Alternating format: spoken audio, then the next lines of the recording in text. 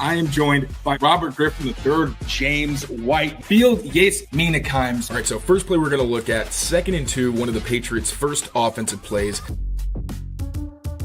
What's going on, everyone? Mike Kadlick here for CLNS Media, back with another episode of the Patriots Daily podcast, powered by our good friends at Prize Picks and Game Time. And today, powered by a very special guest. It is Sam Holman, an assistant quarterbacks, wide receivers, and tight ends coach at the University of Eastern Washington. And more importantly, at least for the sake of this show, he coached new Patriots wide receiver Efton Chism, wide receiver, a part of the Patriots UDFA class, following this weekend's 2025 NFL draft. So first and foremost, congratulations on that, Sam. I am curious right off the bat, first of all, how you doing? But second of all, how much pride comes with, someone from your program kind of making it to the professional level? Yeah, I really appreciate you having me. First of all, doing well.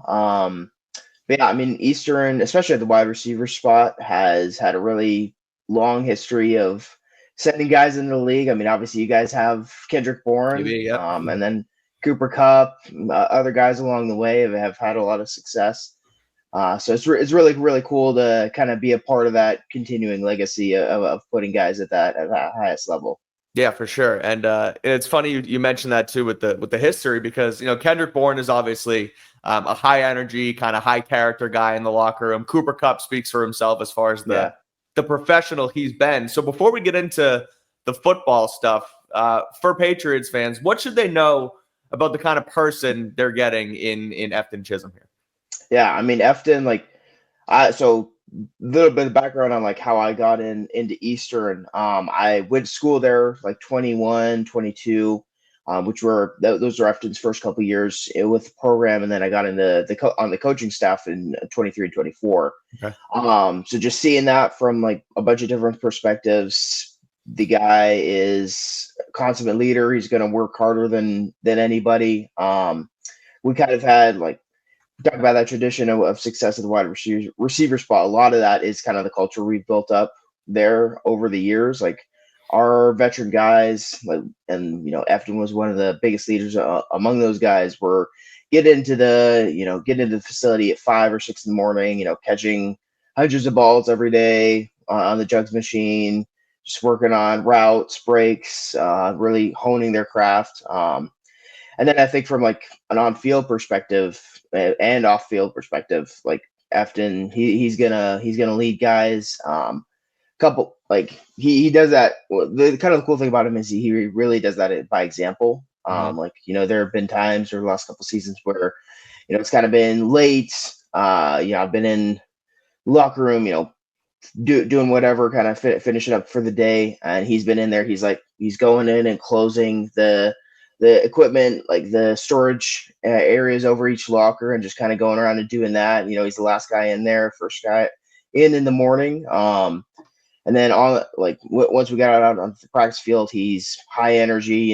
He's going in and on game days, he's going up to the defensive huddle and hyping those guys up. Right.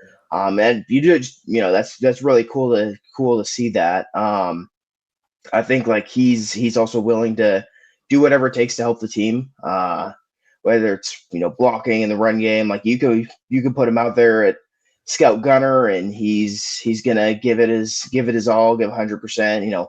He'll play scout running back or whatever for you to just help the team get better. So I'm glad you mentioned the blocking, because my co-host Taylor, who couldn't be here for the interview, texted me about when we were kind of going through what we wanted to ask you about him. He mentioned the blocking on the field and how he kind of seems like someone the Patriots drafted last year in Jalen Polk, where his thing was, no block, no rock, and you got to kind of pay that forward in order to, I guess, get your touches on offense. So is that something? And he also, Taylor was actually curious about the hurdling aspect of Efton's game as well. It looks like he's been kind of getting in that on the film as well. So mixing those two aspects of his game in, I'm also curious, what is the number one thing on the field that stands out from Efton's game? Yeah, I mean, blocking is one of the best things I think that he does. I mean, he's got an awesome game overall, but we had a really effective running attack this past season, and I think guys like him was a big reason why. A couple of like moments that stick out in my head. We play in Sac States. It was like week 4 or 5. Going to their house. We were kind of like driving down for, I think it was the game tying or the touchdown that would have given us a lead. And we had like, that week and multiple weeks, we had stuff in the game plan where we had Efton like lead blocking, and we'd motion him in, and we'd run pin pull or whatever, and then he'd fall behind as essentially a third or fourth blocker. And so we called that. He, wrapped around, he ends up getting, I think, 2 blocks on that, and springs us for the touchdown that ended up putting us in the lead. Like he's going to do stuff like that, whether it's blocking from the perimeter, motioning him in, using him as a lead blocker, but whatever you want to do. And then just for the wide receiver standpoint, like he's incredibly explosive, incredibly effective in short areas. I think one of the things that sticks out to me is like he's got like a really powerful build, like lower half wise, in my opinion. And so he breaks a lot of tackles just with the power he generates in his lower half. Like he's running through tackles. He's obviously able to get away from them using his twitch and stuff like that, but it's just really hard for guys to get him on the ground. And then I think he's a super intelligent route runner. He knows how to set guys up, knows how to find open space, and just take advantage of that stuff. I'm glad you said the open space and being a smart and sort of tactical route runner. Well, I want to get to his fit in this system, specifically in New England, in a second, but he put together a career year this year, obviously, with you guys at Eastern, 1,300 yards, 120 catches, double-digit touchdowns.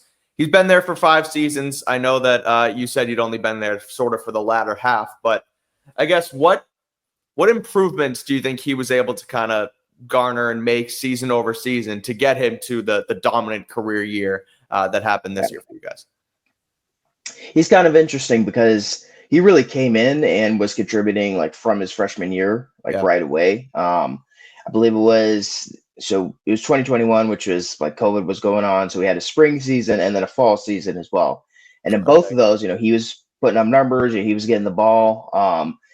During that season, we had a lot of veteran presence at the wide receiver spot. Some really, really good guys. And so he was, he's probably like a 4th or 5th option, but he was good enough as a freshman to really carve out a role for himself. And then I think beyond that, he's just been continually honing his craft, like training in the off season, getting more explosive, catching thousands of balls every off season. I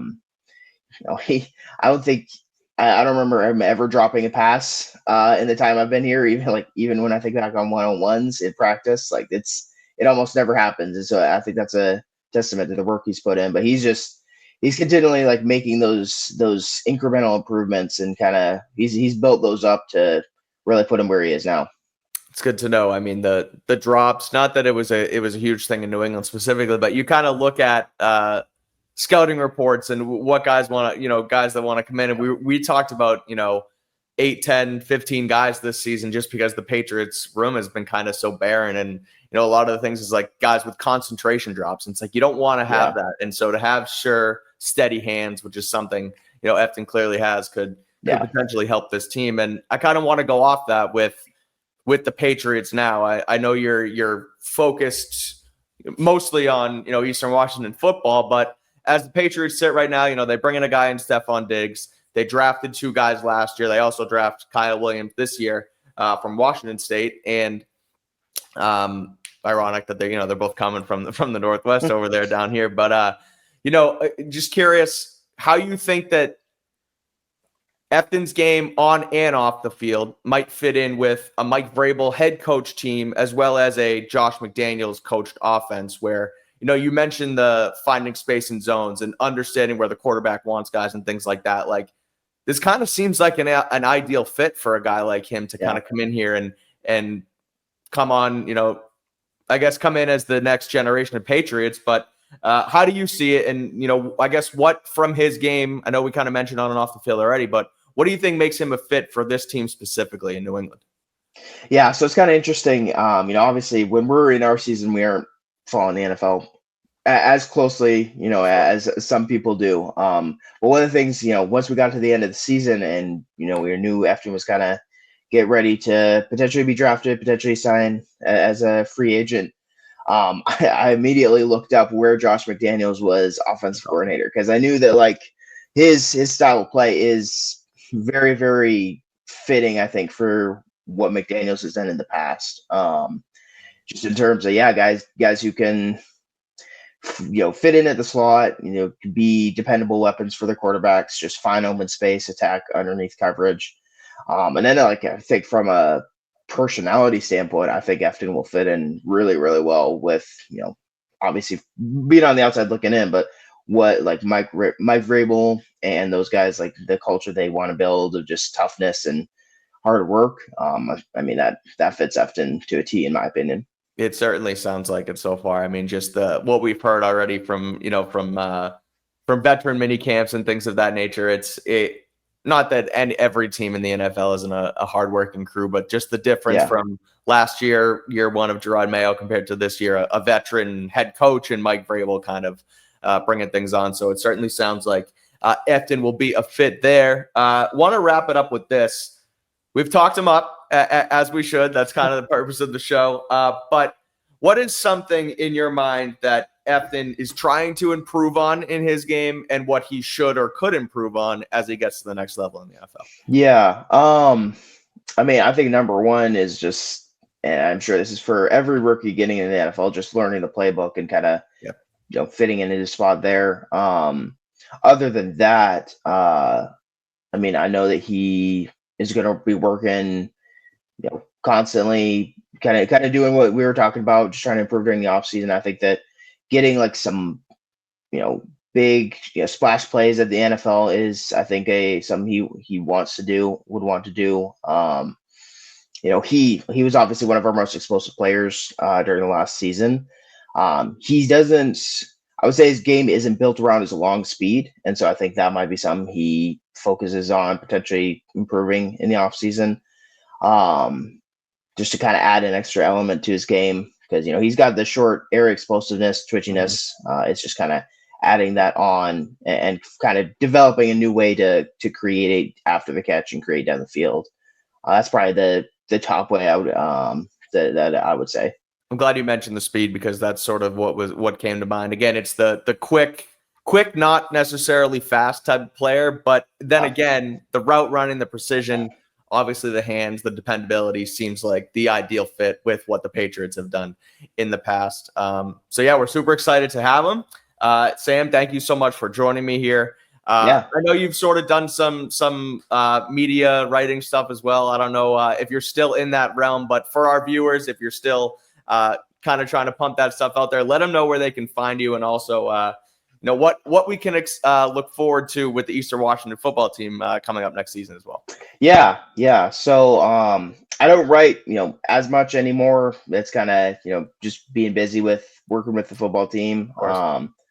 If you want to follow me, it's at Sam_D Holman on X or Twitter, whatever people are calling it these days. Nobody knows anymore. But yeah, like talking about Eastern's offense, I'm really excited by what we're putting together this year. Our new offensive coordinator, Mark Anderson, he's been with the program for about 15 years, and he's director of football ops. He was a student assistant back in like 2010, 11.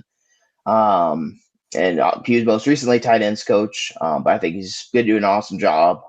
Excited by some of the ways we're kind of developing the playbook in ways we haven't in years before. Like last year, we had a really successful rushing attack. I think this year we'll have more dimensions to the offensive attack in some ways. And yeah, just some of the young guys. We lost a lot of veteran guys just graduation last year, and I think that some of the younger guys are stepping up so far in spring, and so I'm excited to see hopefully that continue in summer and fall. I don't know why I waited till the end of this show to ask you this, but the red turf. I looking at some of Efton's tape and what he's done so far. Now I know that's been kind of a thing there, but how long has that been there? And are you a fan of it? Does it make your your job harder, easier? Where does that whole start? Give me a quick background on the red turf down at Yeah. So it's been in for probably 15 years now. I believe we put it in right after we won the national championship in 2010. It got resurfaced, I think, in 2017 or 18. Honestly, like I love it. I think it's unique. I think it's fun. Kind of gives our home games a unique flavor. We always say protect the red and protect the inferno. That's what we call it. And I know, some people say it makes it harder to watch film. I don't even notice it anymore. Like, I think it'd probably be weird for me to go to another team that doesn't have a red field now. Right. So it's it's just kind of what we do. But yeah, if it makes it harder for other teams to watch film and prepare for us, then I'm all for it. I love it. It's funny. Like, even I think there was one game where you guys were wearing red on the red field. It's you're just looking for the numbers on screen. You can't even find the actual player. When this is getting way off topic, but like my high school team, we redid our turf field when I was like going into my junior year or something like that, and all of us, because of Boise as well as Eastern, were like, our color was maroon. We were like, let's do maroon. And I think they actually looked into it. It obviously never happened, but I agree. Yeah. I've loved the Boise turf forever. I think Eastern, becoming more familiar with Kendrick Bourne, and then also just being a fan of Cooper Kupp and knowing that the kind of history of that school, I think it's awesome. I think it adds a touch. I think people who complain about shit like that need to have more fun in life. So I love it. For sure. Sam, this was so awesome. I really appreciate the time. Great stuff, and maybe we'll have you on down in the future as Efton, if and when Efton makes this team and potentially makes an impact for the Patriots moving forward. So that's going to do it here on today's episode of Patriots Daily. Make sure you rate, review, and subscribe to the channel here. And until next time, take care of yourselves, take care of each other, and we will see you very soon. Peace out, everyone.